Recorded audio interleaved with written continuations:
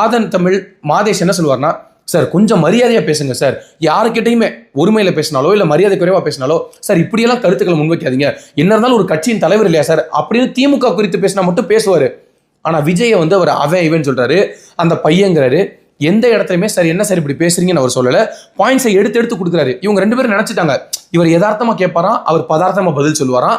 இதை பார்க்கும்போது மக்கள் எல்லாருமே நம்பிடுவாங்க அப்படின்னு நினச்சாங்க. முழுக்க முழுக்க ஒரு ஸ்கிரிப்டட் இன்டர்வியூ தான் அந்த இன்டர்வியூ.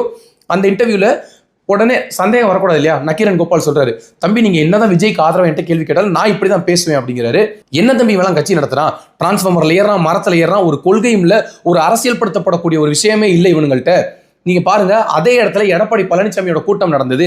அந்த எடப்பாடி பழனிசாமியோட கூட்டத்தில் கூட டிசிப்ளின்டா இருந்தாங்க ஏடிஎம்கே தொண்டர்கள். எவ்வளவு கேவலமா போயிருச்சு பாருங்க. விஜயை எதிர்க்கணுன்றதுக்காக இன்னைக்கு எந்த கட்சியோட கைகோர்க்க எந்த கட்சியும் தயாராயிருச்சு. தமிழ் தேசியமும் திராவிடமும் ஒன்னாகிற அளவுக்கு இப்ப பேச்சு போயிட்டு இருக்கு. திராவிட கட்சிகள் இரண்டும் எதிரும் புதிருமாக இருக்கக்கூடிய 2 கட்சிகளும் விஜய் எதிர்க்கிறதுக்காக ஒன்றொன்றும் கைகோர்க்குது.